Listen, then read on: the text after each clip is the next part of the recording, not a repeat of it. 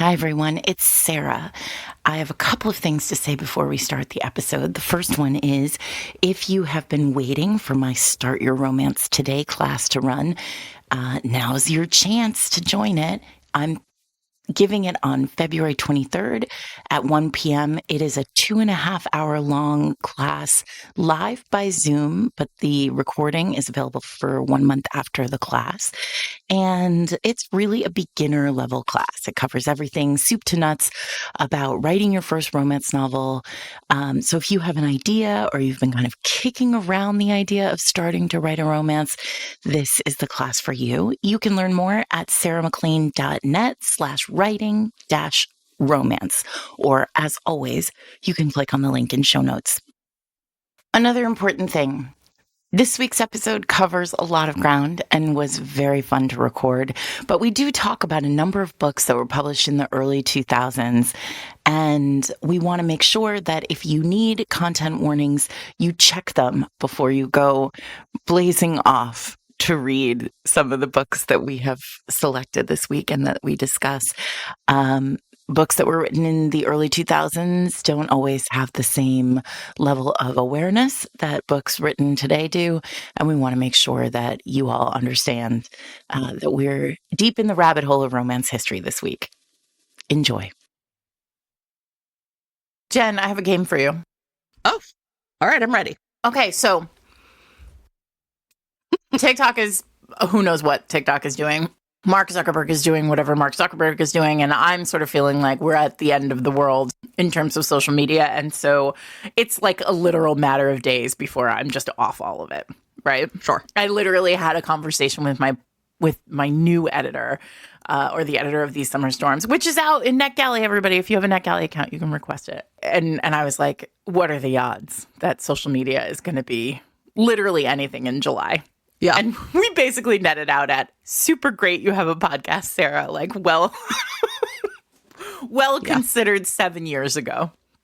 Anyway, but now there's doing this thing where like all of the TikTok people are now moving over to Instagram. And so my Instagram algorithm is like filled with like content that I would never have seen before. But this morning I was, laying in bed scrolling and thinking to myself, like, oh, some of this is interesting. Like, I didn't follow anybody new, but, I was feeling magnanimous, feeling like generous with my time for these people who are trying to build, I don't know what, on Instagram now. And I stilled on an Instagram video by somebody called and.some.t. Okay. And this was a game, and I was like, I'm going to play this with Jen. Okay, I'm excited. Today. You ready? Okay. Yes. Think of a literary character from a book, Okay. any way you want. Okay. Wait, like a romance? Do I have to do a romance person? That is the rule. I have given you all the information you need. Okay. All right.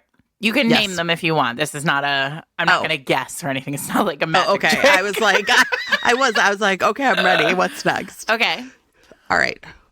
Am I naming them then? Yeah. Do I have how many do I do? 3. You're going to do 3.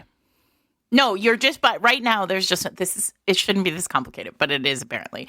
Just pick one literary character and name them. Minerva Dobbs from Bet Me. Okay, good choice. All right. Now, put Minerva away. Okay. Somebody totally different than Minerva. Go. Stephen Dedalus from Ulysses. Oh, interesting. Okay. And now put Stephen Dedalus and Minerva away. Okay. And choose a third. Any literary character. I feel like those first 2 were easier to come up with. Different, but any literary character. Okay. Derek Craven. Derek Craven was my number 2. But so, okay. Then the woman goes, okay, now you have your 3 people. The person you said first is who you were in the past. Okay, I was an actuary. Everybody you didn't know. Okay. Like past you.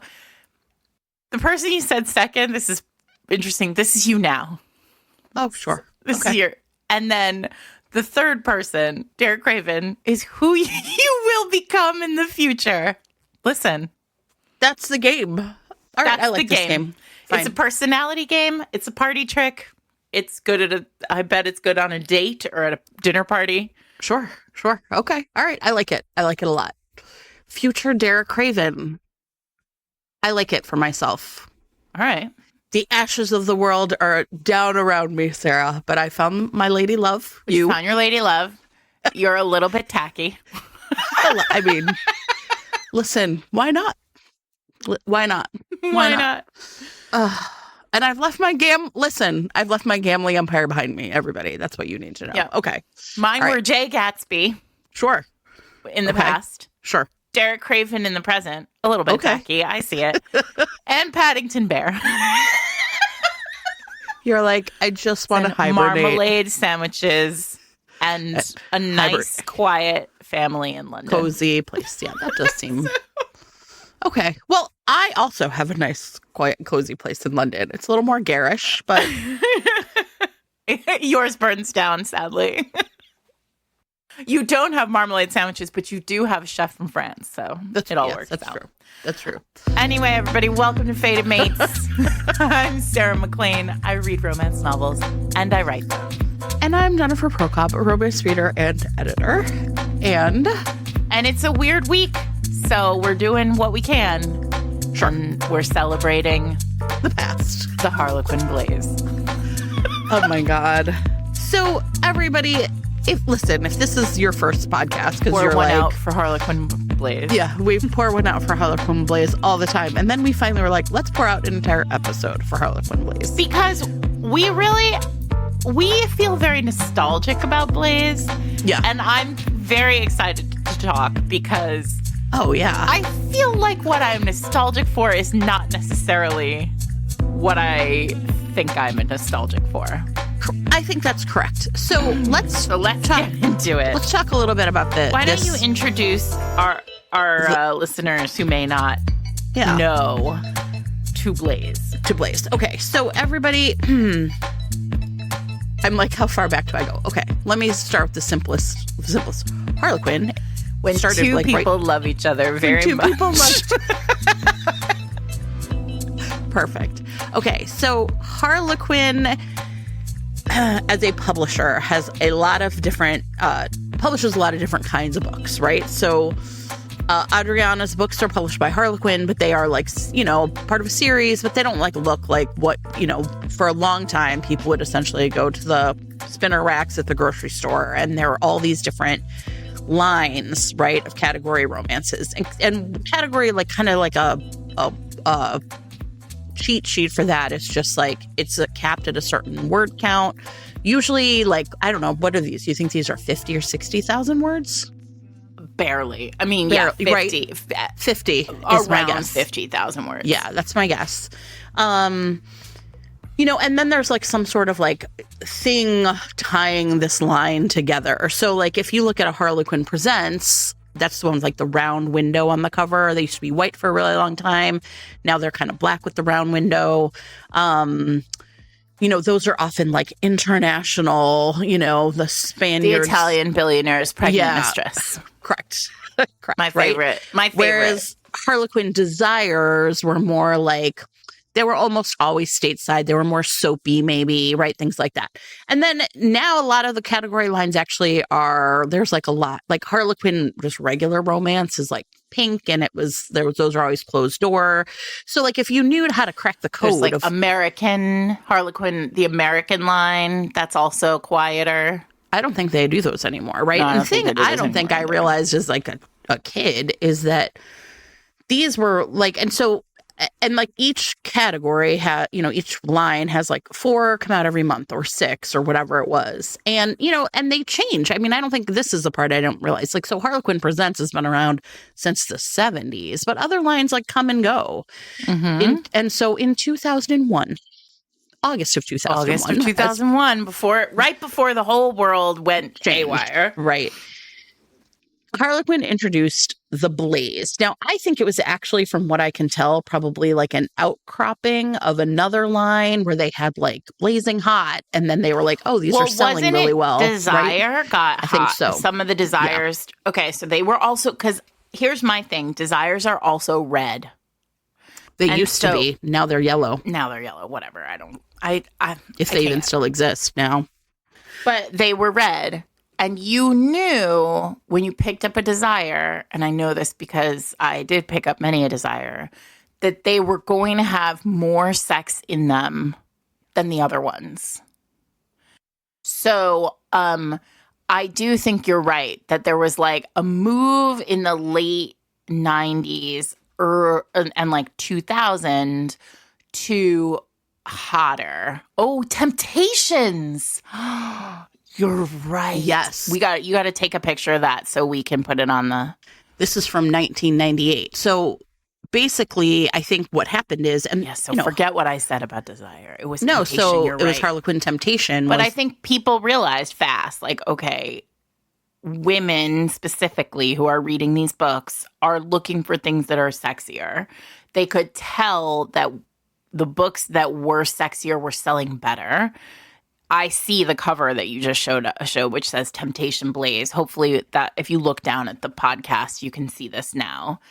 And then they must have just been like, let's just go all in. Selling really well. Right, exactly. So, I mean, and by the way, what's really interesting now is like some of the, probably from what I can tell, like now a lot of the really popular Harlequin category lines they're called love inspired. And these are essentially closed door. And some of them I think are explicitly like kind of Christian or Amish type romance. So, Harlequin has been for decades very adept at figuring out what the market is and trying to meet it, right? And now I think what's happening is Harlequin's market has sort of been eaten for lunch by KU. Yeah. So agree. Where we in 2001, I mean, we didn't have ebooks, let alone Kindle Unlimited. And so we were getting sexier. There was sort of a move toward wanting the books to be sexier.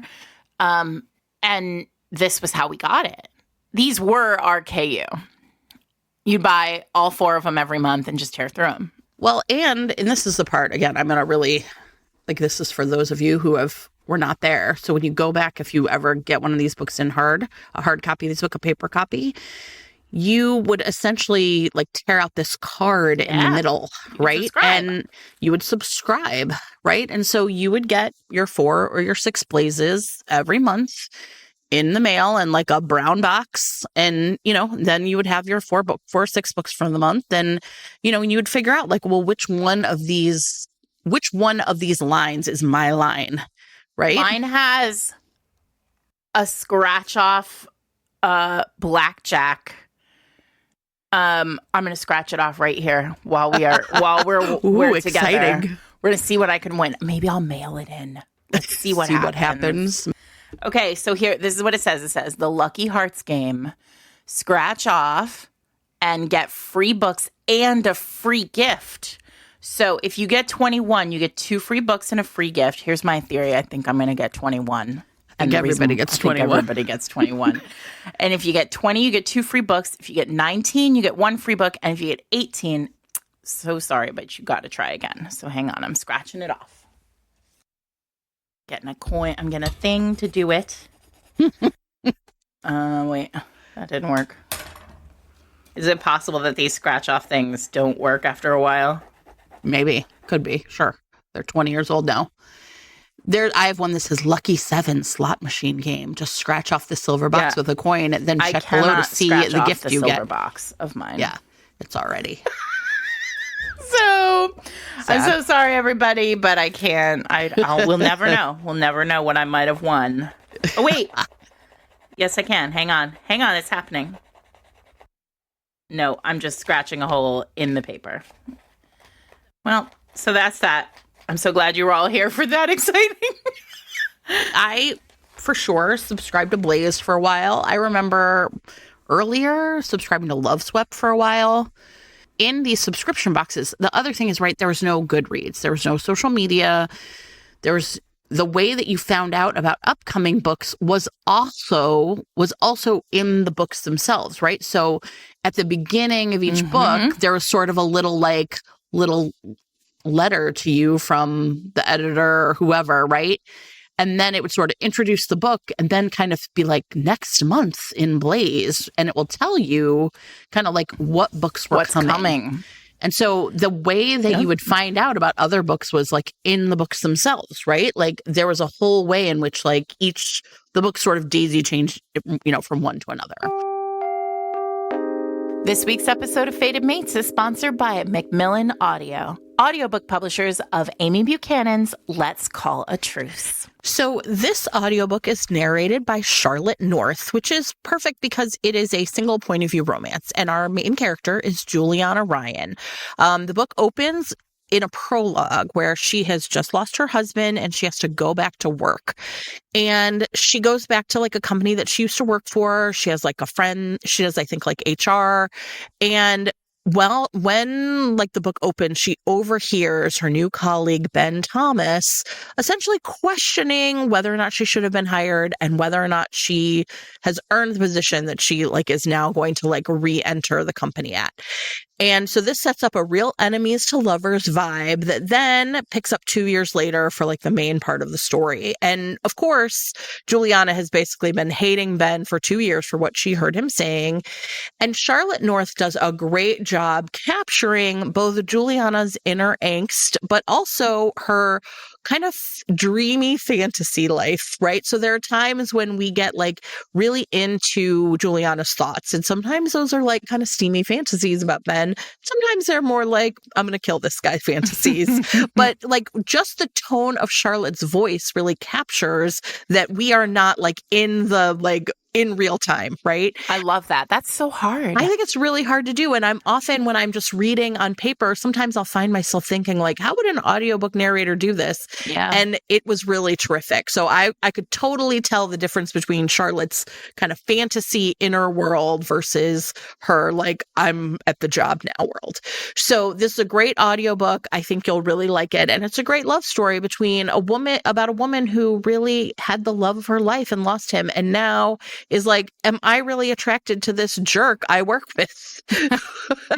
I mean, something I think is... I love that setup. Yeah, it's terrific. Well, if you would like to listen to Let's Call a Truce, you can do that right now wherever you get your audiobooks. And for Fated Mates listeners, Macmillan Audio has a little treat. You can listen at the end of this episode for a sneak peek of Let's Call a Truce. And if your podcast app supports it, you can click on the chapter title for a chance to win one of 5 copies of the audiobook. You can find the link on fatedmates.net as well.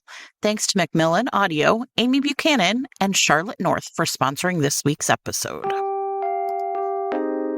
Let's talk about how you and I got the books that we went through this week. Because okay, eBay is a real joy. Yes, in these moments. So we decided we were going to do it, and then I thought, I'm going to go through my own collection, and I discovered like I basically had like a bunch of Desires and Temptation and like 3 Blazes. Okay, so you go first. That was not true for me. And then I went to eBay, and I was like, show me Blazes. And I bought a case of 50 Blazes from some person in South Carolina. Bless. Yeah. I bought 25 for like $25. And a massive box arrived at the house. And Eric was like, what is this? And you were like, research. A tax deduction. Hello. And I opened them up and I pulled them all out. And then I had this moment of like real like awareness that I was like, I was being passed a collection that somebody had really like been devoted to, because some of the books I'm going to talk about today, like these books are from like August 2003. Like these books have been in someone's house for 20 years. Yeah. A lot of mine have never been read. Like you, no, mine are all of them are like the spines are all cracked.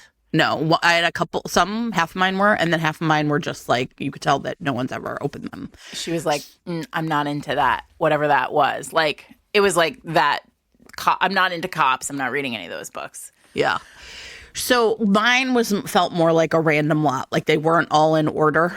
Right? Like, and they spanned like a whole 10 years worth of time. Like somebody maybe, who the heck knows, right? Yeah. Some of them had like Walmart stickers on them still, or, things like that. I also, though, did look through my own collection, my own, and what I found is, so I had it for a run in like 2000, from like 2009 to maybe 2011, which is when I probably got my first Kindle. They had a one-click buy where you could get essentially the same thing, right? Like you would essentially get so I got one-click buy, August 2009, Harlequin Blaze, and it had 6 blazes in it. Yeah, and they would have the covers were like, there were 4 covers or 6 covers on the, yep, I remember. I had like a handful of those, so clearly I would sort of just kind of be like, well, I'm not sure, because you have to remember back then there was no KU. No, that was a cheap way to get 6 books. You would pay like $3.99. Exactly. I'm actually going to look and see how much I paid for like one of those. So it was $10 for 6 books. And then I actually went to Fiction DB and I was kind of looking up like some of the authors, and if they seemed familiar, I would Google them. And I had like a bunch of then like single title ones by like Toni Carrington and Leslie Kelly. And there are a bunch of authors that I was clearly like kind of really committed to that I, Joe Lee, where I ordered Sarah Mayberry, several of their books as like standalone ones at some point. Yep. So, well, also we should shout out, these are, Blaze is the line that had the Tiffany Rice Halloween, Thanksgiving, and New Year's or Christmas, New Year's books. We really like her Naughty Holiday, which is a Halloween book. I'm sorry, which is a Thanksgiving book. Those are from 2016. Yep. So that was like near the end. We didn't say this, but so Blaze lasted until May of 2017. And then it disappeared. And all of a sudden while I was reading it, I was sort of thinking about just like what these books are and how they work and how they represent like sex and sexual identity and sexual like comfort, and how women and sex exist in the world, and how completely revolutionary they are in a lot of ways. Like, because they are doing a very different kind of thing than all the other lines. And that was very cool for me. And I don't think I ever realized it when I was reading them in 2005, Can I just say, before we do that, can I talk about one other thing, like as a bit of an aside? The other thing that's like really notable about this line is that it's almost entirely, from what I can tell, white characters. I did find one from Jade Lee where the hero was not white, but the heroine is. And the thing that's like really interesting is kind of parallel to the run of Blaze was the run of Kamani romance, which is essentially where all the Black authors that Harlequin hired were writing. And that Kamani ran from 2006 to 2019. And so, it is important for us to like just sort of note that like, this was a segregated line. And not just a segregated line, but, and we've heard this from the trailblazers who've been on and the Black women who are trailblazers who have been on to talk about their careers in romance. It wasn't just the line. It was, if you were Black, like there was no space for you outside of Kamani for many of those years. Yeah. And then it became a kind of remarkable thing when somebody was like, oh, my book is going to be a desire, or my book is going to be a temptation. It was a unicorn. There are some sort of legendary stories about RWA during that sort of the early teen years. Because I started writing, my first RWA was 2010. And for the first couple of years of that decade, you would go to RWA and people would sit. There was a very real sense of like the members of romance, the authors of romance, starting to really acknowledge the level of the disconnect between how these publishing houses were running their romance imprints and how the world was changing, right? Yeah. Not to put too fine a point on it, but like Barack Obama was president and you still couldn't sell, and we would sit in publisher showcases at RWA, and an author of color would raise her hand and say, like, where should I pitch who should I pitch my, my interracial or my multicultural book to? And editors with their whole chest would say, well, we have a line for you, quote. And that was really the beginning of, I think, the end of RWA. It took a decade, but when you're looking at it. Yeah. So, I mean, I think it's especially now it's jarring. I found the experience of just like being like, wow, they really, like you said, with their whole chest were like, yeah, these are books about white people, Yep. And so yeah, I just want to I think it's impossible for us. Yes, we love this line, but like, we're two white ladies, right? There was always something for us here. And I think, Blaze that's not to say that you can't read whatever you want, and that probably there are plenty of Black readers who enjoyed these books or vice versa, but it really is pretty an appalling part of romance's history. And Correct. I think, one of the things that I think, I as we look at corporations rushing to resegregate, right? I don't know. It just really I felt a way about it, I guess I would just say, right? Like, it was very noticeable. And I just hope that, I don't know what I'm trying to say. You're saying, let's make sure we don't go back. That's what you're saying. Yeah. I think also, while we're in the mix of history here, right? I think there is something to be said about how these books live within the history of sex on the page. And I sort of started talking about this earlier, but I think one of the things that I keep hearing, especially now because everybody's sort of moving around on social media, so we're all the groups are reforming in wherever the social media places are, but there's sort of this sense of know your history, right? Yeah.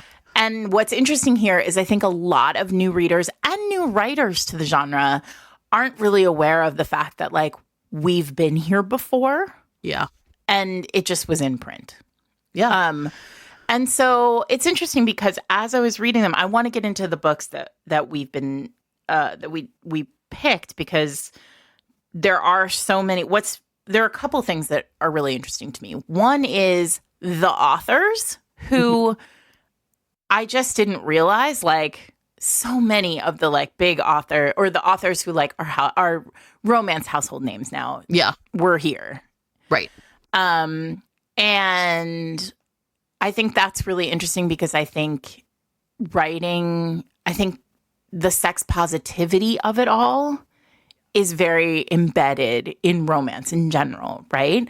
But I'm curious, I know that you probably had the exact same feelings, because I started really thinking as I was reading them, like, we don't have this level of sex positivity in like the like hot shots, the quick reads of 2025. Yeah, it was really interesting to read these books, because, and what you mean by, and like, look, don't get me wrong, like, there are plenty of like one-handed reads where, like, the whole point of a Jessica Cain book is for you to get off, right? Like, there's not a lot of plot. Yeah, but Jessica Cain is a great example, right? Because all those heroines are young, inexperienced. Many of them have never had an orgasm before. They're like, sure, getting lessons from, and listen, like, this is kink. Jessica Cain's kink, right? Like, if you're into that, I'm so happy you have that, right? Right. But what's interesting about these books is I don't think I read a single virgin. Oh, no. In fact, almost all of the books I read, I've read more than I'm going to talk about. I would think all of the books I read were heroin like the heroin initiates. Maybe all. It's not just that they aren't virgins, it's that the question of their sexual experience is not even of interest. No, like these ladies are grown women having sex. Like they expect sex to deliver them pleasure, and they know what they want. Yes, they know what they like. They've had great sexual experiences in the past. They have not been traumatized by sex. And they have, in several of the books I read, had elder characters, grandmothers, encouraging them to go out and have great sex. Yes, I had family members who are like, you just deserve this. Go have a great time. Yes, go have a great time. And the sex itself was just, in a lot of these books, really playful. These were people who are like, this is fun. This is fun. Having sex is fun and it feels good. How can we make this even more fun? Is like these books amp it up. It gets me to the point where like, if you are out there and you wrote for Blaze, because I did the same thing you did where I went through like the list. And I don't know anybody on this list personally. Though I do know, I'm going to talk about Julie Leto, and we do know her, and I might send her an email and see if like we can get an answer, which we'll put in show notes or something. But was this the brief? Because it feels like were you specifically told like sex positivity is a cornerstone of Blaze? It must be. Has to be, right? Like, not one trauma, not one. No, never. No, these are not. It's really, and like. We've lost something is how it felt. But like a mind That's fuck how I felt for me. As I was like reading these books from 2004, 2003, 2004, and going like, we have regressed. Like, I don't know what happened, but like what I do know, and I know you and I talk about all the time, is like romance is reflective. Like it is a mirror. What is happening? And then of course, this week is happening. And like it all feel like now I'm like, oh, of course we aren't talking about sex positivity in these books. And this is not to say, listen, I don't want to paint with a hugely broad brush because obviously that is not there are many of us who are writing sex positive people in books. But like when you have an entire line at a major publisher just lifting up sex positivity, that is missing. That's gone now. There is no line that is doing that. Anything that has this much sex in it is kink often. And even if it is kink, there's like a layer of trauma. Yeah. Now, here's what I'm also going to say, and this might get me into a little bit of trouble, but here we are. I also think the plots here are really fascinating, right? Because we are in a place in romance and in literature, in like whatever. I don't know about literature. I know about romance. We're in a place in romance where character is a placeholder for plot right now in 2025, right? Often. Explain what you mean by that. Say more. David Lynch died this week, and have you seen all of the memes of him going, if somebody's saying, please explain that, and him going, no. Sorry, Sarah. This podcast is not free. Do it. Do the work. Okay. I think that we are in a position now where, in a lot of ways, and I have a lot of feelings about I have a lot of sort of speculation about why this might be, but romance isn't plot driven. Arguably, romance was never plot driven. But I think for many, many decades, what romance was doing was building a plot that also had these like really rich characters, right? Correct. So you build a big world. It's that, Heather Birch's thing, right? You build an impossible situation, a relentless threat, and you put unforgettable characters into it. And then you've got yourself a romance novel, right?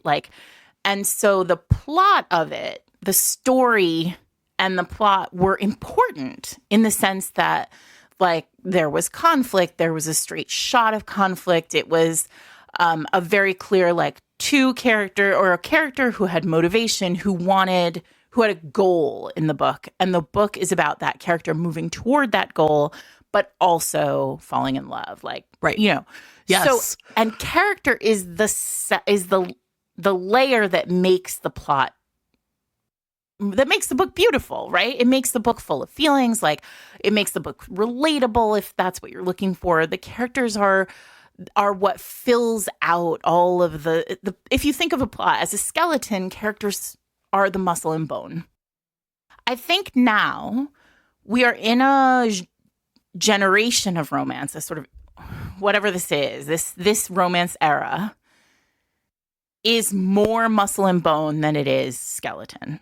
More muscle and skin than it is skeleton. I don't know what I'm talking about, but like, my point is, it's more character than it is plot, right? So you can put two characters on the page and they sort of vibe together and they move forward and they go and they like do things together, but they're not moving in a straight direction. They're not moving through a plot, right? There's no beginning, middle, and end.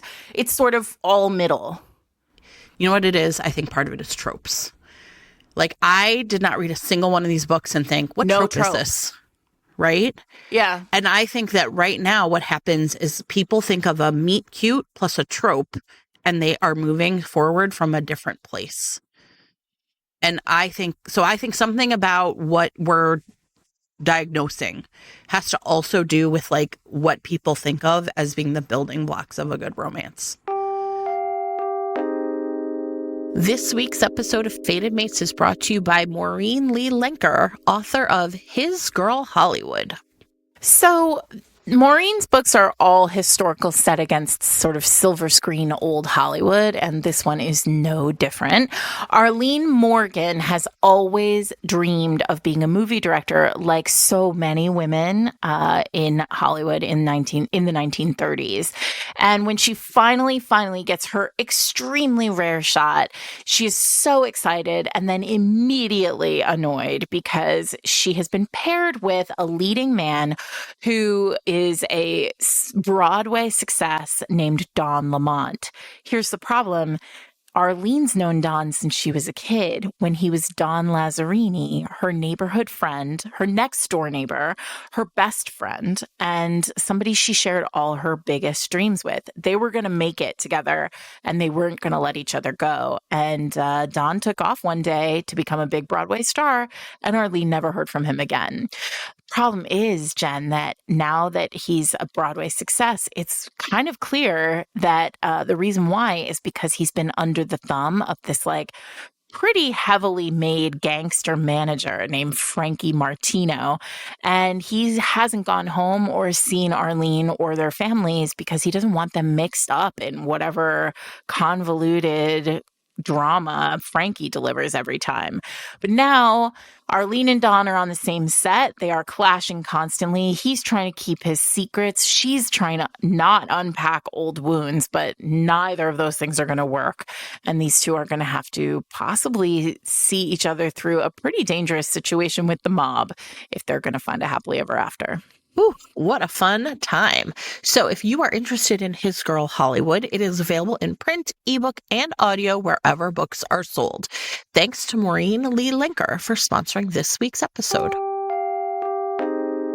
When you think about like what is happening in like a very solid one-handed read from KU, right? Because you have to compare this is apples to apples, right? Like these were our one-handed reads back in 2003, right? So like if you're comparing these two notes, then you might have a one-handed read from KU that's like very fun, the characters are really exciting, like, or interesting to read, and it's like next door neighbors who, you know, meet cute and then bone, right? Yeah. And they like get trapped in an elevator, or they like, you know, the power goes out, or whatever it is, right? Like there's a leak, and so they have to, you know, one has to get into the other one's bed, like whatever it is. There are events that happen that push the book forward and get them to a place where they can fuck and we can whatever, right? Yeah.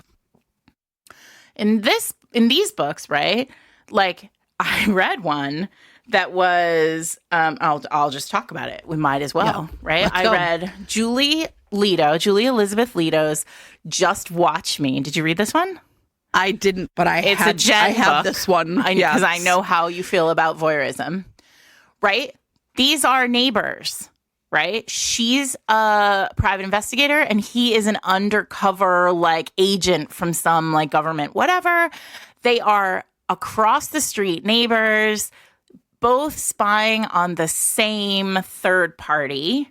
Right. And the meet cute here is, aside from the fact that they are neighbors, the meet cute here is that her like whole team, her audio and video team, comprised of her like kind of like useless father and others, goes into the wrong house and wires the wrong house. Yeah. And she wires the hero's house. So when she flips on all the monitors, like she's watching him be like hot in his house, right? Now, I know we're going to get to things you couldn't write now, right? Because that's a whole separate thing.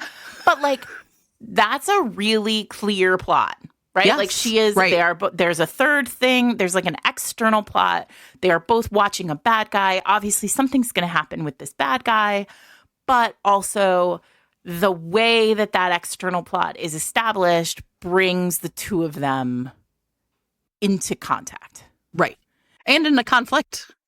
So, like, I guess what I'm saying is these books, part of why they go down so easy is because there's like a very tight plot. Like, the beginning of this book is she is looking for this. She has wired the wrong house and, for this bad guy to watch this bad guy.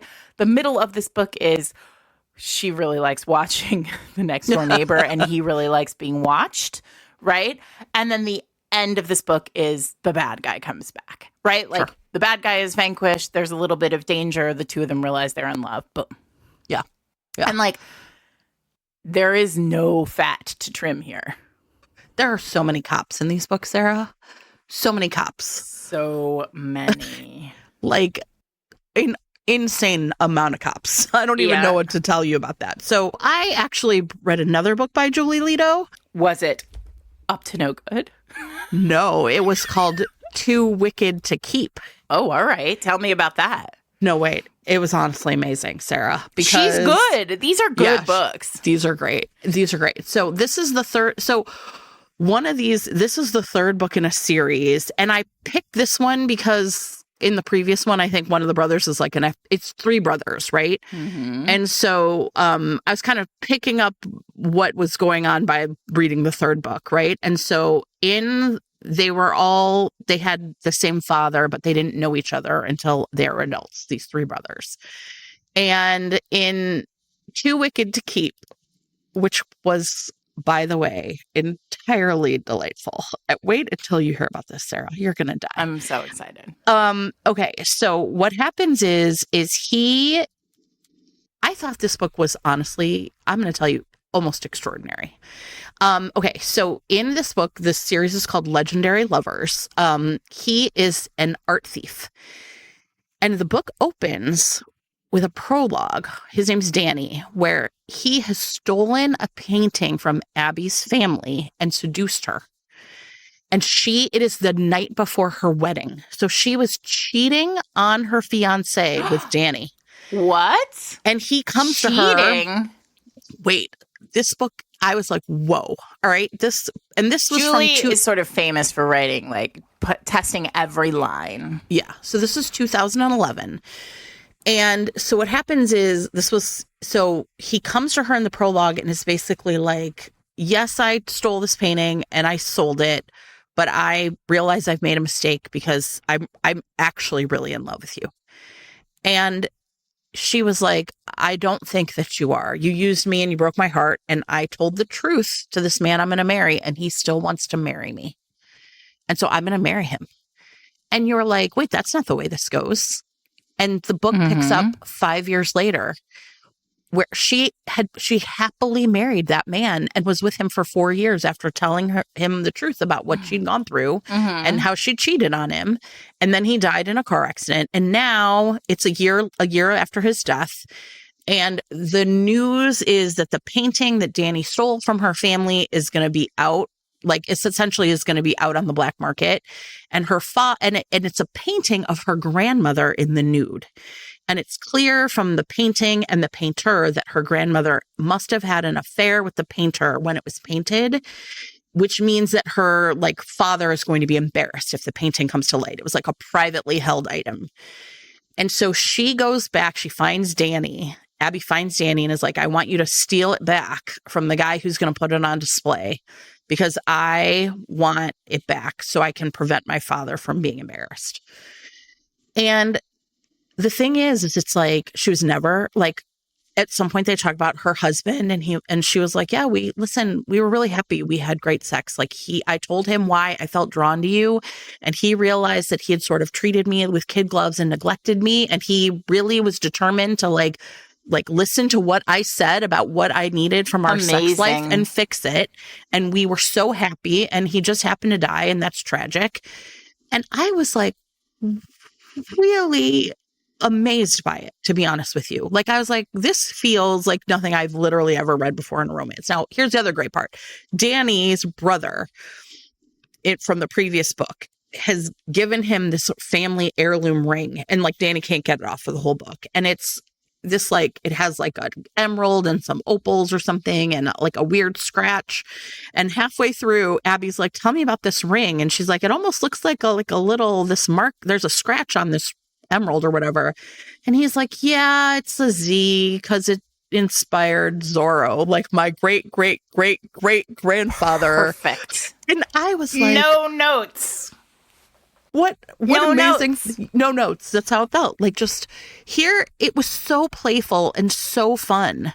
Mm-hmm. And the whole restoration of their relationship was really about him like wanting to be a better man. And the thing about this ring, and you see this often, like there, like who writes those? Oh God, the heart of a duchess necklace or whatever. Christy Caldwell has a whole series where there's like a necklace that gets passed down from woman to woman, Mm-hmm. and something about it like attracts your mate.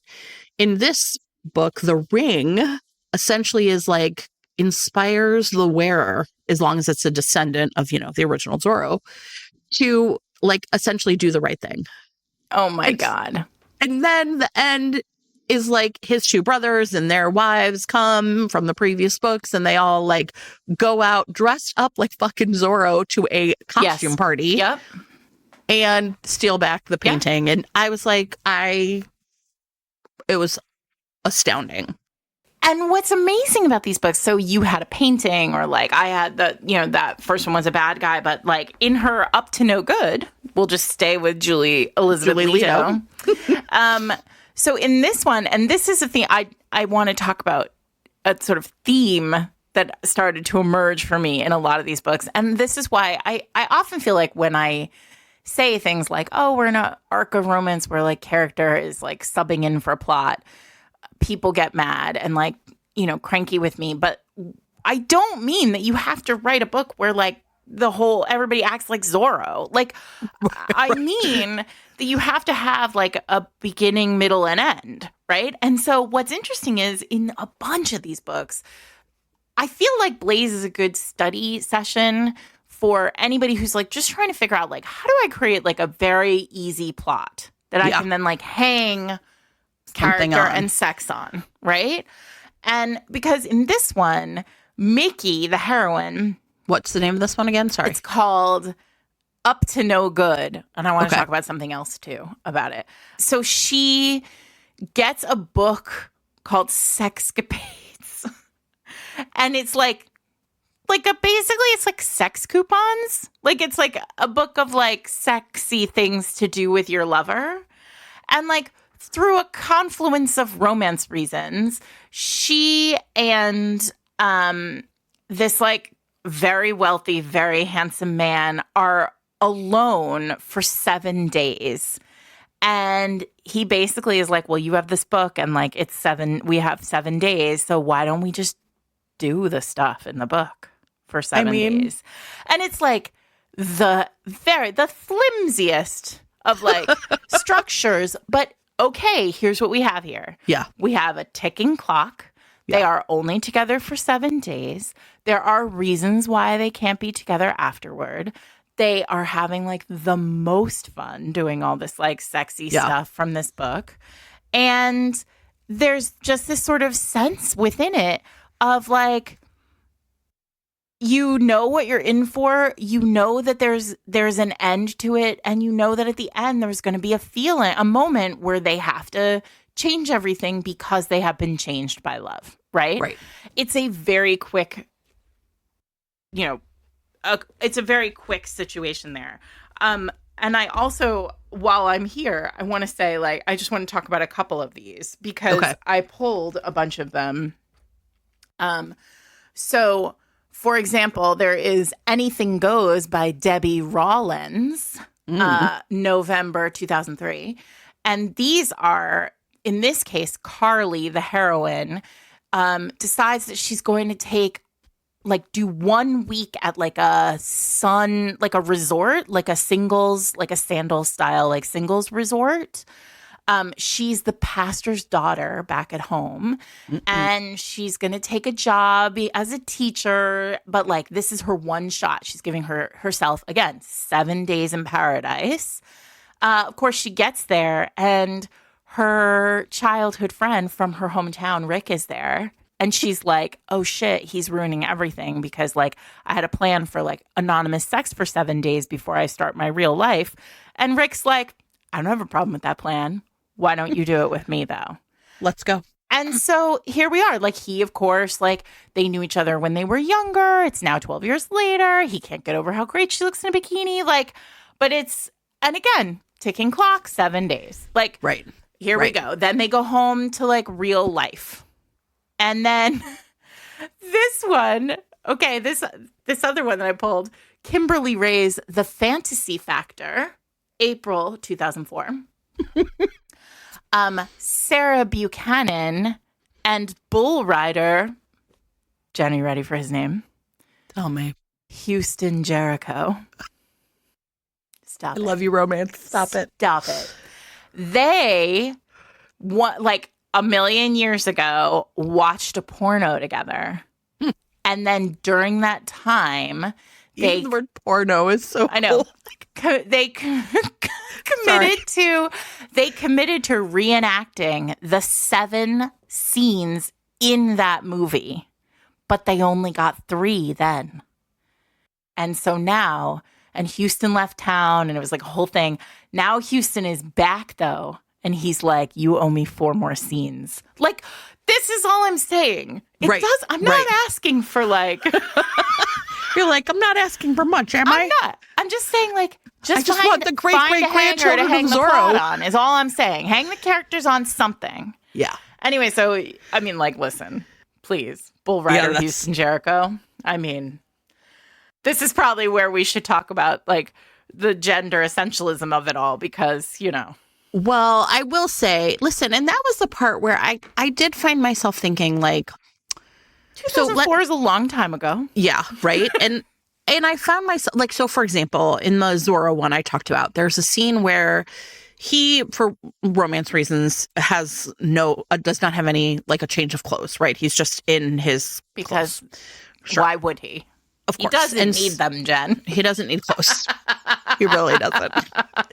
So she's like, we have to go out shopping. They're in Chicago. We have to go out shopping on Michigan Avenue to get you more clothes. And he's like, we can't do that. Like, people will recognize us together, whatever. Mm-hmm. And so he, like, essentially, like, dresses up like her gay best friend. But it was never, like, really played for laughs. But it did feel very much of a time. I have been writing now for 15 years, 16 years. And like, I'm certain that if I went back and read my first book, there would be things in there that I would not write the same way anymore. Right. And this is maybe where we can talk a little bit about like some of the things that are in these books that like, I don't think we would see. So for example, in that Just Watch Me, the Voyeurism book, like the fact that like, they have mistakenly wired his entire house with cameras, and he is fully nude in many scenes. Right now, we'd be like, this is a real huge consent issue. Yeah. Right? And then, of course, when he finds out, first of all, he's known because he's not an idiot. He's known. And second of all, he's like, no, it's hot, right? Like, you like it. Yeah. And there's this moment where you're like, oh, shit, like, this is great. Like, this is a great moment of like, and then I think too at the same time we're like, well, people are writing this right now. Like a lot of this dark romance stuff is all like stalkers and surveillance, right? Like, and so, like, but this feels like lighthearted and so, like it feels like the like the.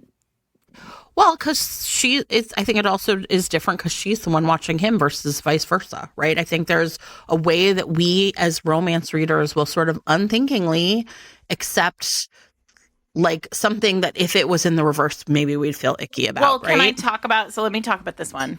Yeah. Right? I read Whisper by Nancy Warren. Sure. Okay, now listen, this... Okay, there's so much about this book that's bananas. Okay, so this was published in this is July 2002.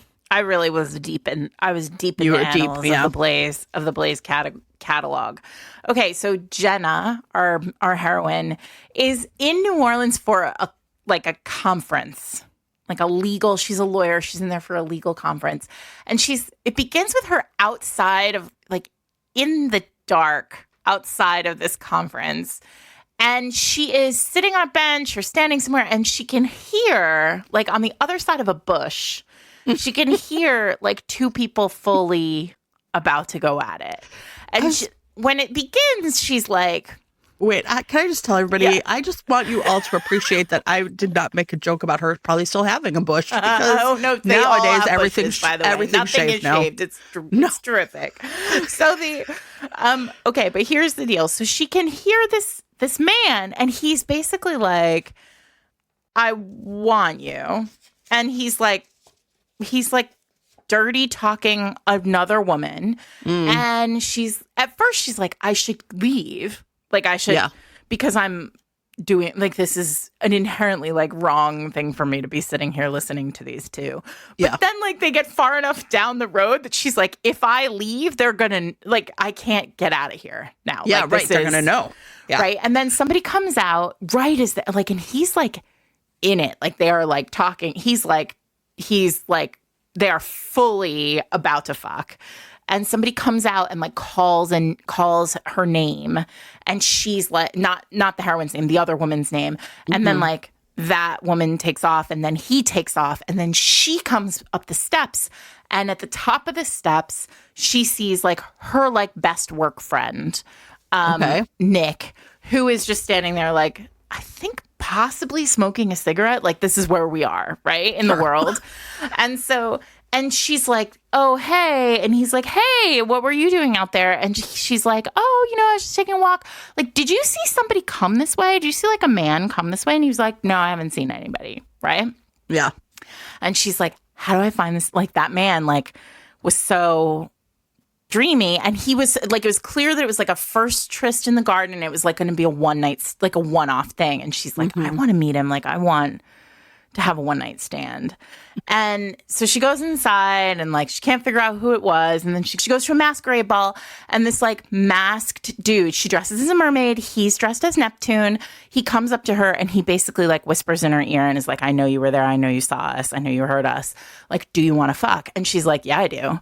And then so they do, which is terrific, no notes. And then she goes to work, like back to her law work, where like then she gets a note in the mail that's basically like, hey, I rented this hotel room on Friday night.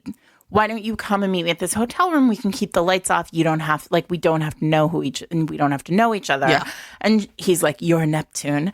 And she's like, yeah, okay. So she goes and she fucks him in this hotel room on the Friday night, and then it becomes a standing thing. And of course, it's her work friend Nick, Of right? course. And we know as readers that it's her work friend, Nick, who is slowly descending into madness because he is jealous of himself. My favorite. My favorite. Love that. I love that so much. What a dummy. Right? And so he's like, wait, on the one hand, I get to sleep with her every Friday night, but also like in real life, like they kiss and they're sort of like flirting. And every Friday night, he's like slightly disappointed that she comes to fuck him because he wants her to like choose Nick over Neptune. Sure. Anyway, it's chaos and so fun. But here's the truth, Jen. She doesn't know who she is fucking for 85% of this book. Yeah. And he fully does. And I'm like, oh, you could never write this anymore. This week's episode of Fated Mates is sponsored by J. Winifred Butterworth, author of A Bloomy Head. So this is the first in the Regency Cheesemaker series, and what we have is newly widowed Kate Easting. She has been cast out from her dead husband's family, right? Like they just think she is no good, and they send her back. She has no choice but to go back to her own family's farm. And there she essentially has a bunch of chaotic siblings who are all up to their own business. And she is determined to sort of help save the farm by using her cheesemaking skills. When a decapitated body is found near the farm, Kate has no real choice but to like sort of team up with Dr. Thomas Holyoke. Her twin has returned from the continent with Thomas, and he is recovering from a really gruesome injury at their farm, and Kate is nursing him back to health. And the thing is Kate realizes that the murder, the finding this dead body on her farm could bring untoward attention to the farm and to the Easting family at the same time that Thomas is afraid that the body is going to bring more attention to him. He has left England, where the life and a gender that had been determined for him, he's like, I'm never going back there. And so he is really like, they find solace and comfort in each other, but also like real fear of like what's going to happen when the outside world discovers potentially like their love for each other, but also just like Thomas in general. His family might find him, and that would be a huge threat to him as well. So this has like all of the great elements of a murder mystery, a really beautiful romance, a bunch of chaotic, like really over the top siblings. This is a book that I think really seamlessly threads like kind of fun in the family, but also like a very real sense of danger to the family. Mm-hmm. And I think that it's a really great read. Well, if you're looking for a great read, you can read J. Winifred Butterworth's A Bloomy Head right now in ebook, wherever you get your ebooks. If your podcasting app supports it, you can click on the chapter title right now to be taken to buy the book. Thanks to J. Winifred Butterworth for sponsoring this week's episode. I also ordered a big stack of them, and then I was kind of like, which ones was I buying? So I went through and I found like those groups of them, but I also was like looking through and being like, do I recognize these names? And one of the authors I bought the most often was Toni Carrington. So I had like 6 or 7 that I bought, like Harlequin Blazes. And it turns out that Toni Carrington was a husband and wife writing team. And hold on, let me find this. A husband and wife writing team of Lori and Tony Cariani. Okay. And Toni, I think, actually died at some point, and so I think she might have written on her own for a while. And they also wrote under another name. They wrote tons and tons and tons of books. And in this book, I picked up because I bought it. It was part of the great restoration of my Kindle of July 17th, 2016. I'm sure I told this story before, which is at one point I realized that like hundreds of books were missing from my Kindle. Uh-huh. And I went on to like Amazon and was like, what happened to my books? And they're like, you deleted them. And I was like, that is absolutely not true. You can drop fucking dead. And so now like I have like literally like pages of my content and devices that was like, you bought this book on July 17th, 2016, because that's when they restored That's them when all. they gave you everything. Yeah, because I like threw a fit. That's why I never delete anything from my Kindle, everybody, because I fear that happening again. But anyway, I bought this one called Shameless, and the reason I went back to read this one, it was a whole series, and I bought all 3 of the series. This was the 3rd one. It was an extreme blaze, and I was like, well, Jennifer, let's find out what that's all about. And this came out in 2008. And what happens is there are 3 friends, Nina, Gage, Patrick Gage, and then Kevin. And they own like a store together in Ann Arbor. She runs the coffee shop. Kevin runs the bookstore. Gage runs like the CD store. I was like, oh, none of you are in business anymore. CD Sorry. store. Yeah, because he's the musician. And in this book, Nina, they're all sitting around and they're talking about like their sex lives, and they are giving her a hard time because she has this pattern where she like gets with this guy, she's super hot and heavy with him, then she dumps him, and then that guy is constantly like mooning over her by showing up at the store and like trying to get back with her. And they're like, why are you doing this? And she's like, sometimes a girl just needs to get laid. And they're like, okay, well, let us set this up for you. And essentially there's like talk potentially that so the 3 of them would have a threesome. And I was like, in Harlequin Blaze, but what happens? Oh, yeah. Kevin, wait, I read one too where, like, there's like she's bi, and like, she's like had multiple women. Yeah, flat out, the talk is like maybe the 3 of us would do this, and Kevin's the one who's kind of like, I don't know, I just think that's too much. And so Gage says, well, I'll tell you what, Nina, why don't we like arrange for you to have like just some anonymous sex? That way you won't have to worry about it. And it's clear that it's going to be one of them. And she gets this note that's like, leave your door open at midnight and put on a blindfold. Perfect. And so then there's this intense sex scenes where she has no idea who she's fucking. And she wants to have another night, but she doesn't know how to figure out which one of them it is. And the thing that's also really interesting is it's Patrick, everybody. No, it's not Patrick. Sorry, it's not Gage, Patrick Gage. It's Kevin is the one who shows up. But you also get Gage's point of view as he's essentially playing matchmaker to these 2. And kind of constantly like, and so she doesn't know, but the other 2 do know. And I was like, I wasn't mad about it at all. Right? But I was like, it was really interesting.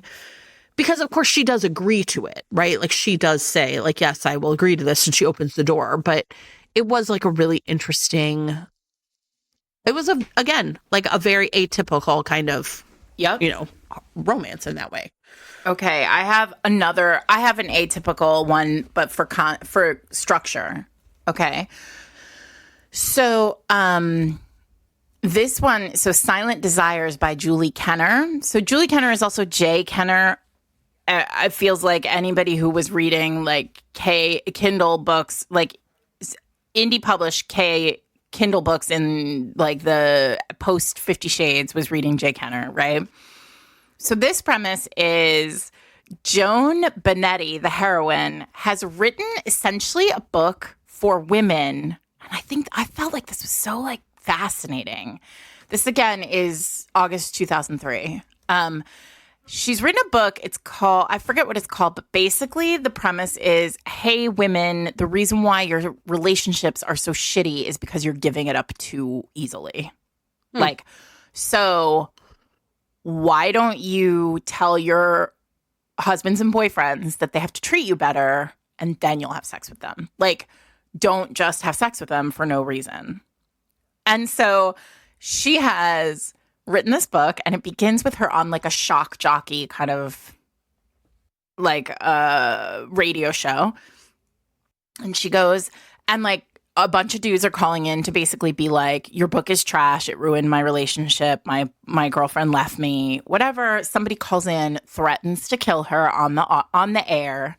And she hangs up, and the shock jock, who like is a completely different person when he's not on the air, is like, listen, I really feel like you are in a situation here where you need to hire some security. And he gives her a card, and he's like, call these people. They're great.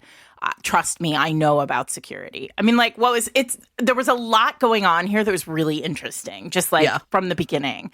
So she calls another guy. So she calls, I'm sorry. I'm describing a totally different book. I just realized this is like literally the Harlequin Blaze problem, though. I'm describing What a Girl Wants by Jamie Sobrato, which is not, I'm not going to talk about structure. This is just a sort of separate thing. So anyway, and the character's name is Jane. Listen, everybody, here we are. So she calls, and now Luke, so she calls Luke, and she gets this, this guy to come and talk to her about security. They have a discussion about whether or not she can hire him. It turns out his ex-girlfriend left him for the same reason, because of the book. And he's like, listen, Jen, there's only some, you know what he's going to say. He's like, listen, I'm going to show you how great sex can be. And also I'll protect you, I guess. Like, it's a little bit whatever. Blaze reasons. And so for Blaze reasons. And so she's basically like, I don't know. Like, I really feel like I should have the courage of my convictions and not have sex with you. And then he's like, well, but what if I took my shirt off? And she's like, okay. And so they have like the sexiest, they just like bang all over. And she starts to fall for him. And then, of course, she goes through this sort of like intellectual thing where she's like, well, like, how does sex like impact this relationship? And and then of course, like, one of these guys comes, like, there's a bad guy who like has a vendetta and like comes back at the end to like fight her and to like to damage her, and Luke saves her, and boom, they're in love. And listen, it's interesting because I really love, like, there are a lot of moments in this book where I was like, oh, this is like an interesting kind of Liz Estrada thing where like she's discussing, whether or not sex, how sex should be in a partnership or in a relationship. But then what she really comes down to is like, don't have sex with your partners if you don't really want to. Like, this heroine wants to have sex with this guy. Because she's into him, he's into her. They're going to have a great time. They're going to have fun. She's going to come. It's all going to be great. And she starts to really feel like he does respect her. But the more important thing here is like, hey, women. Yeah. You don't have to. Right. Like, and I'm like, that's sort of transgressive. Like, overtly saying that on the pages of a romance novel. Right. You don't have to. And if you're not feeling rewarded by your relationship, don't. One that I would say kind of has a similar, in an interesting way, like kind of thematic, maybe it's like it's inverse, was, so I also bought a lot of books by Leslie Kelly. Like on my Kindle, there were tons of them. And I reread one called, I assume I read it the first time, I don't know, called Play With Me. And in this one, what was really interesting about this one is it was kind of a forerunner of the, like, it had a really, I want to see what when this was published, because it had a, like a, kind of, she'd been cyberbullied a little bit by her previous boyfriends. So she's a pilot in like a small regional private airline that her uncle owns. Her name's Amanda Bauer. And she has had a run of really bad luck with old boyfriends.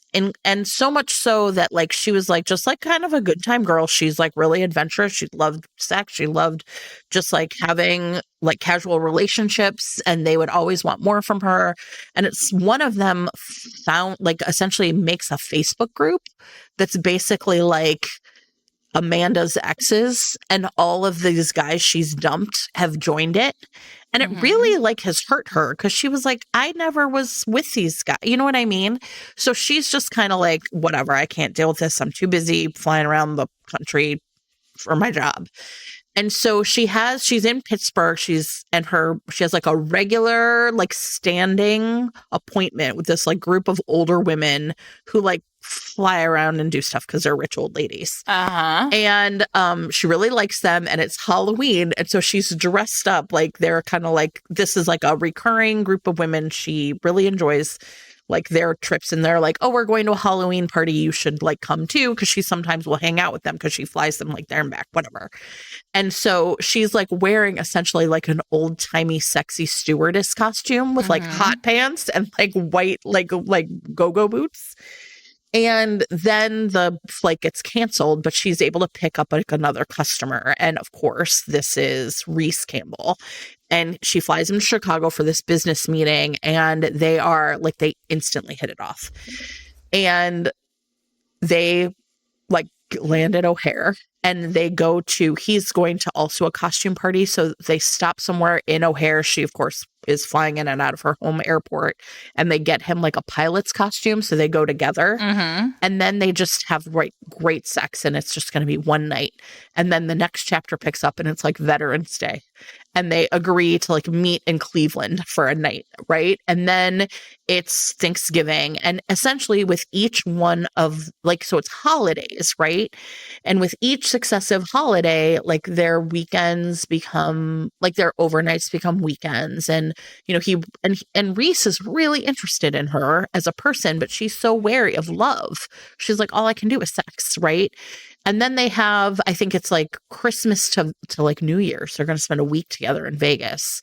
And she like goes out and she's going to dress up like as a call girl. Cause every single, they have like something sexy, like playful, right? Like one day she pretends she's like, she's like, I'm going to be the investigator and I'm going to interrogate you. So it's like so playful, so fun. And so she's like, meet me out on this corner, you know what I mean? In an hour. I love that. And they basically like witness a crime happening. Cause I was kind of like, how is this happening? Like, what's going to happen here? They witness a crime and then they like get on the radar of some bad guys. But the whole plot was very much like that tension between, if I am a person who is really comfortable with my sexuality, and often men are not satisfying to me as anything other than sexual partners, how do I let myself like fall in love with this man? Yeah. Right? Yeah. And it was, okay, it uses the word hooker, but you know. Face. Okay. I mean, this is the thing, right? Again, we're just like, listen. Just telling you how it is, everybody. But we're doing some historical work for you. Some like, we're making sure that there is information out there about. But I just found myself thinking like, okay, yes, some of this stuff is completely bonkers and we're doing better now. But like, I don't understand why these women are more like, I know myself and what I like and what I want from a partner and feel great about it. And it is sexy and playful and fun and I am in charge. Why can't we have both is my question. I don't know. This week's episode of Fated Mates is brought to you by Jill Shelvis, author of Better Than Friends. Jill Shelvis knows how to write a romance novel, Jen. And yes, she does. This one sounds great. It's forced proximity, enemies to lovers, small town, second chance, all the tropes that everybody loves. And here's the deal. Olive, our heroine, her parents live off the grid, which sounds terrible. They've gone missing, kind of outside in the wilderness, and she has no choice but to call in every favor she can find to figure out what's happened to them and to track them down. The biggest favor she's going to have to ask is of Noah Turner, her ex, the only person she really trusts implicitly, and a special investigative agent for the National Park Service. So Noah is used to doing this kind of job, finding people in the middle of nowhere. But he was recently injured on the job, and now he's recuperating at home with his very loving but very smothering and nosy family. And he is looking for a great distraction, but he is not looking for a great distraction as sort of overwhelming as Olive, who comes back looking fabulous as after years of being away and after breaking his heart and sort of upending his life.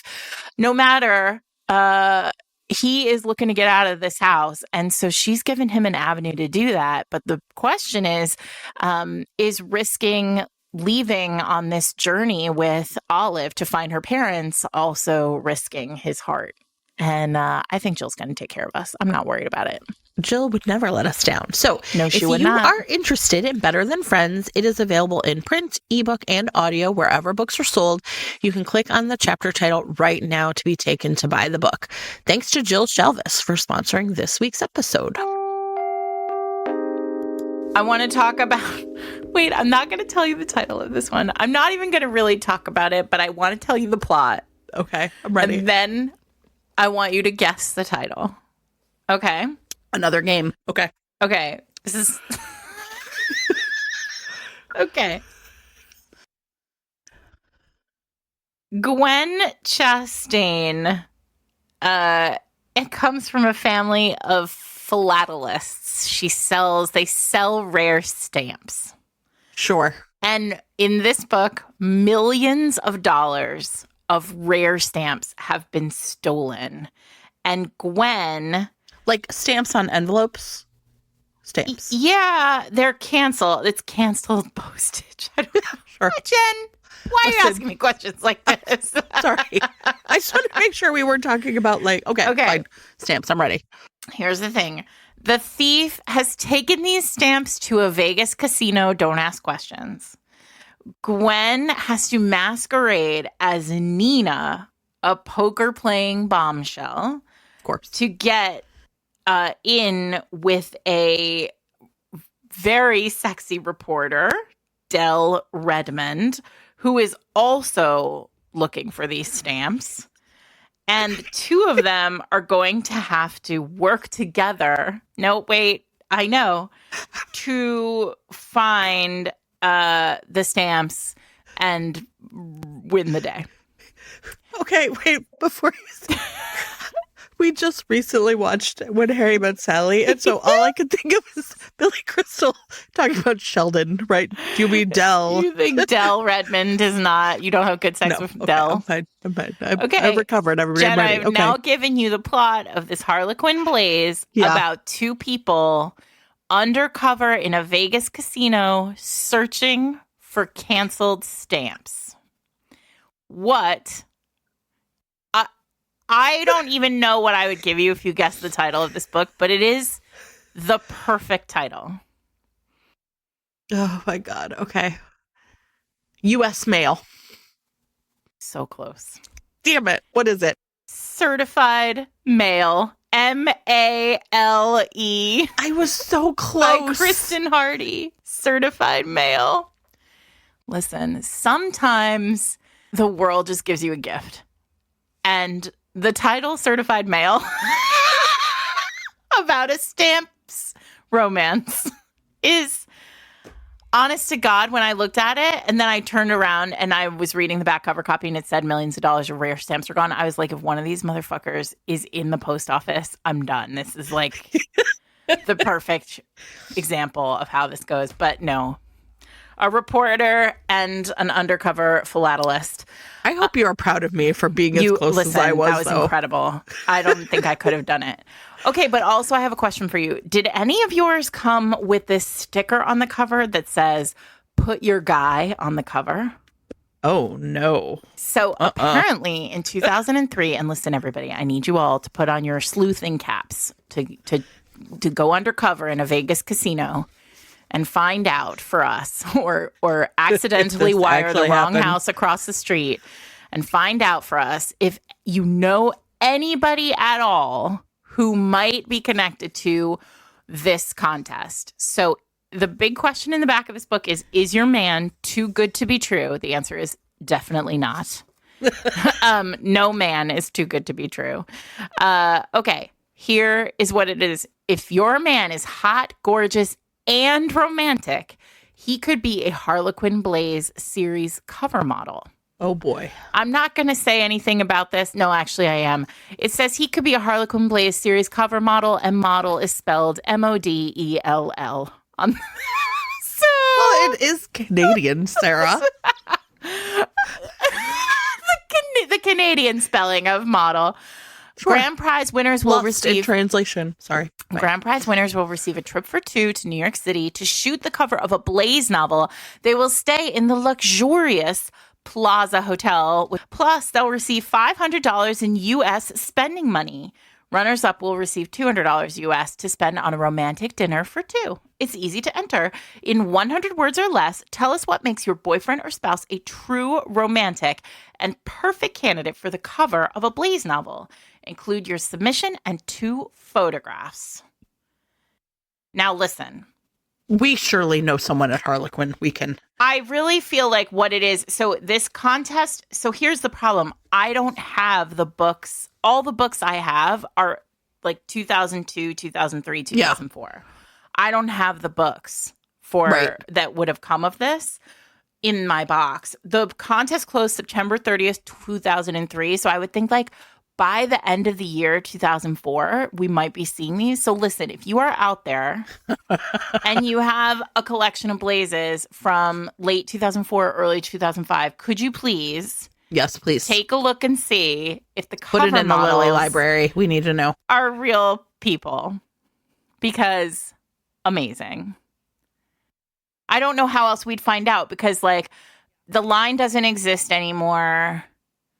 Yeah, but Harlequin exists. Harlequin does exist. We should send an email to somebody there. Anyway, if you're out there and you're listening and you know anything about Put Your Guy on the Cover... Listen, if there was any justice in the world, there would be a Harlequin hotline like there's a fucking turkey butterball hotline. Oh my God, a Harlequin hotline would be the greatest. Can I work it? You and I, you, me, Rebecca Romney. We are the Harlequin hotline. I'm also seeing Rebecca. Oh, wait, speaking of, let me tell everybody about this. I still have one book left to talk about. Well, can I don't talk about Rebecca Romney? Yes, we do love her. Since you brought her up. I did. Rebecca Romney is amazing. She is the rare book collector who collected the romance collection that is now at the Lily Library that Jen went to visit. And she has a book coming out called Jane Austen's Bookshelf. And it's basically about all the women writers who Jane Austen was inspired by as a writer. And many, many of these writers, no one has ever heard of before. We don't know their names. Their books are not in the Lily Library, or they probably are actually, but like their books are not sort of very well known. And so what Rebecca did is she collected all of the names of the authors who Jane Austen was inspired by, women authors, and she's written a book about them.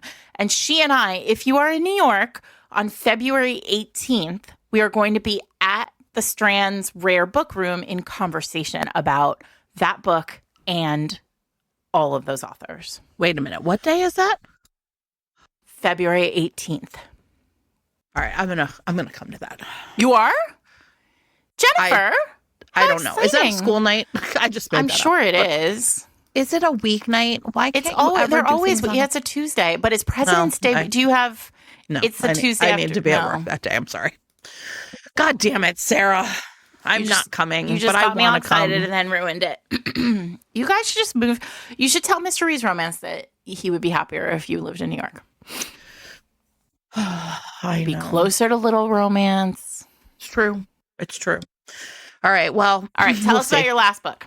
Oh, listen, I was so excited because one of our books that blooded us, I think maybe, was that Sarah Mayberry book, Her Best Worst Mistake, so right? Mm-hmm. We love that book. But so in that book, Martin gets essentially dumped right before his wedding day.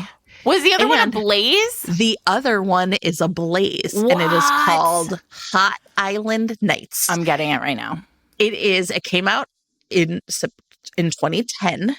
And so in Hot Island Nights, his bride, right, essentially the woman he was going to marry, Elizabeth, goes off to Australia to and I bought this June 17th, 2017. Probably when we recorded. Probably, yes. Probably, yeah, right? No, you have this. Okay. So anyway, Elizabeth, so what happens is in Her Best Worst Mistake is the bride's best friend ends up with Martin, but they hated each other. It's like the best enemies to lovers book basically ever. These two fucking hate each other. And he gets together with her, and there's a couple of scenes where he like leaves and comes back. Like he leaves to go find Elizabeth and try and convince her to come back, and then he's miserable. And then at the end, they're going for Elizabeth's wedding to some guy. And so in this book, Elizabeth essentially breaks up with I can't remember, Martin at the beginning because she realizes she's not happy. And she essentially has been raised by her grandparents. Her parents died when she was a little girl. She was raised by her grandparents, and Martin worked for her grandfather. And she's just like always done whatever it takes to please them. So Martin has said to her, well, you have to order a copy of your birth certificate so that we can arrange for, the marriage license or whatever. And when she opens up her birth certificate, she finds out that her father is not her birth father. So she essentially opens up, and she goes to Martin, and she's like, and her grandfather are like, she's like, basically like, how come I didn't know that my father is not my father? And Martin's like, I thought you were going to have that mailed to my office. And she was like, wait, you knew. Mm-hmm. You knew and didn't tell me that my father was not my father. And so she just realizes, like, I have been basically trying to make everybody happy my whole life. And Martin is a wonderful man, but I am not in love with him. So I'm going to go try and find my birth father and find out what I can and find myself. Right. Uh-huh. And so she goes off to Australia and finds herself a Australian. His name is Nate. He is living in the house that is her father's like last known address. And he's like drinking, and it's like the middle of the day, and she's like, I'm looking for Sam. And he's like, well, he's not here. So, he knows this guy. Uh-huh. She's like, well, can you give me his number? I am his daughter. And he's like, no, I can't do that. But if you leave your number, I will call him and make sure that he knows you're here or whatever. And so then she just feels like so kind of lost. But then, so that night they're out at a bar and she sees Nate, and she is a little drunk and he's kind of hitting on her, and she's kind of like, why not? Why not? Like, I want him. And I've never, like, Martin and her had serviceable sex, but it was never great or fantastic. And she's like, I just feel like I want him. Why not? Like, if this is what I want, and the whole point was for me to find myself, then I'm going to do this.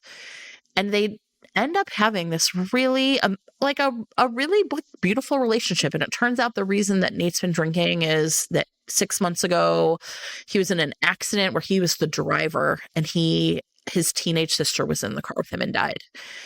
And the other thing I would say is, like, these books really, like, there's no content warnings on any of these books, right? And so, you can just trip into, like, a really, truly tragic backstory for this character. And she is just like, I want to be with Nate in whatever way I can. I'm not going to judge him because I'm trying to figure out who I am. And it just ends up being I really loved it. And it's very different from Her Best Worst Mistake because it's really different. But the one part I was really outraged by, at one point, Nate goes down on her, and she's like almost 30 or something. And he's like, you really like that? And she's like, well, no one's ever done it before. And I was like, Martin, you dirty dog. But that was like part of the story, is he felt like she was such a good girl, right? That he had to treat her a certain way. And so one of the things she loves about Nate is that he just doesn't treat her like she's made out of spun glass, right?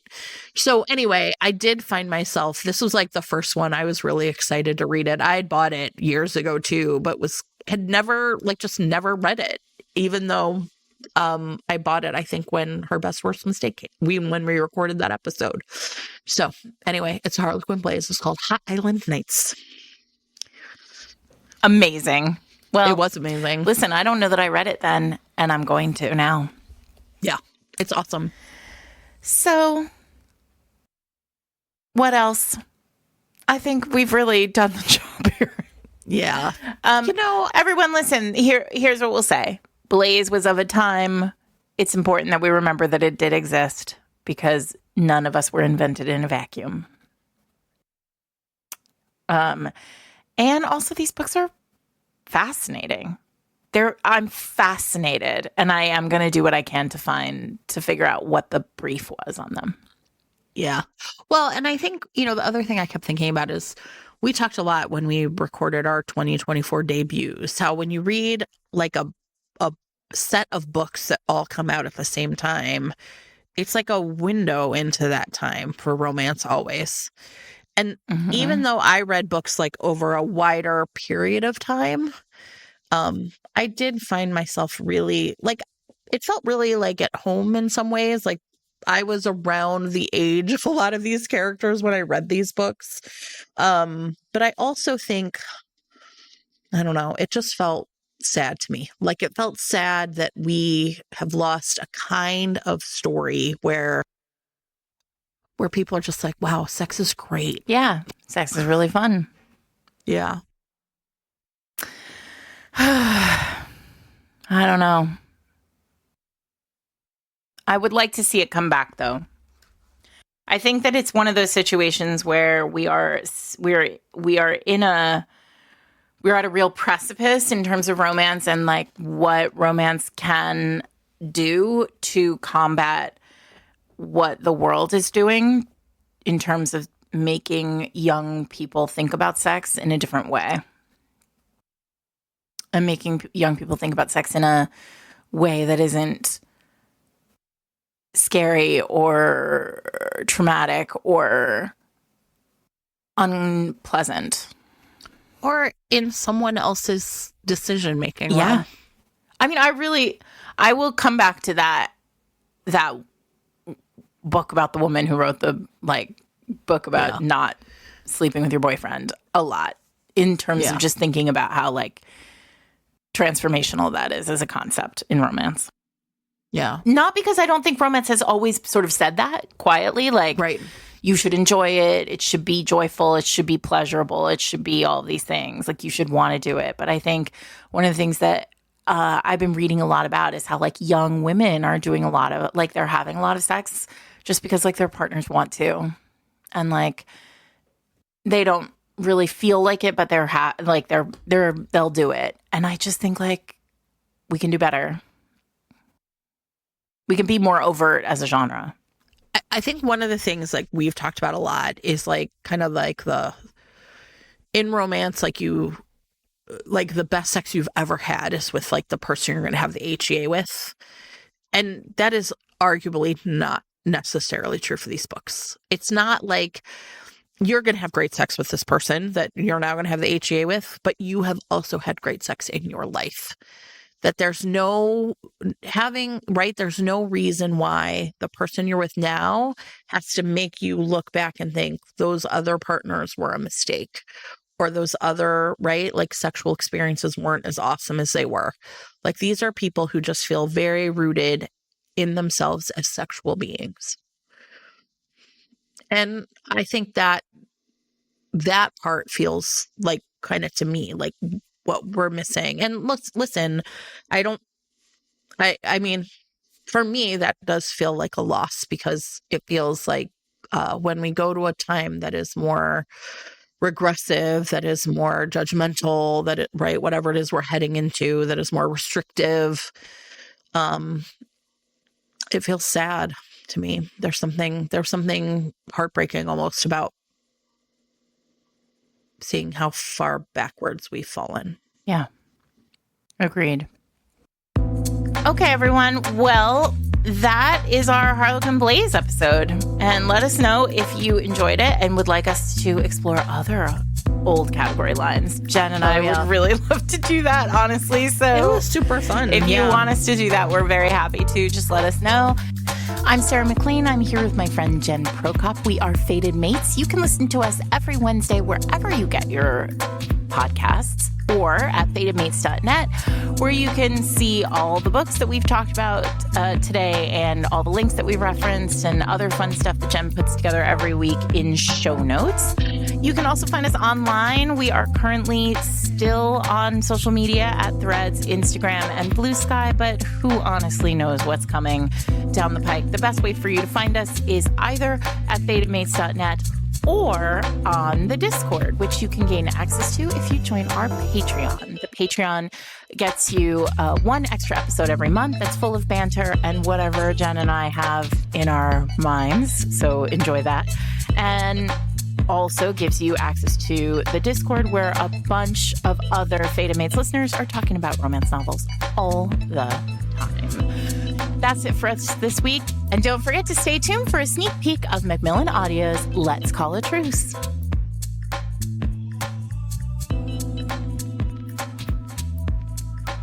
I was going to die in a goddamn public bathroom. My purse fumbled around in my hands as they shook, sending the bag's contents to the floor. I followed, scrambling for the lavender oil my therapist suggested I carry with me. The delicate floral scent flooded the stall as I popped off the top, and I inhaled deeply to regulate my shallow breathing. 4 seconds in, hold for 7, 8 seconds out. You've lived through this before, it's not too much for you. I played the mantra in my head on repeat, reminding myself that the pain in my chest wasn't a heart attack. The dizziness would pass if I could get a breath in. I was in control of my life, no matter how I felt in the moment. As the tunnel vision faded, I registered where I actually was. Not just sprawled out in any bathroom stall, but the one at my new job, the first I'd had in 7 years. Fuck my life. It had been 9 months since my life blew up. 9 months of panic attacks and sleepless nights. 9 months of trying to adjust to my new life and hiding my pain to help my kids through theirs. I swore I would get it under control before I returned to work. I gripped a cool surface to steady myself before realizing it was the toilet seat. Ew, ew, ew! My disgusted squeal echoed off the tile as I wiped my hand on my blazer. I inched down to look under the stall, praying I didn't see anyone else. I let myself hope I'd escaped undetected until I spotted another pair of feet in the last stall. Is everything all right? The timid voice was a mixture of concern and caution. I swallowed a curse. It was my first day. If I could get out without being seen, no one would know I lost it on the floor of the office bathroom. But my voice could still give me away, so I disguised it. Yep, I'm fine. Whatever signals my brain sent to my vocal cords translated to a bizarre combination of faux masculine and weirdly squeaky, not to mention obviously fake. I couldn't keep hiding. My new boss, well, old boss turned new again, was sitting in my office. God only knew what she was thinking after I got up and left the room. But who wouldn't freak out about having to introduce themselves at the all-staff meeting? Did I even get a coherent, I have to go to the bathroom out, or did I just turn and sprint?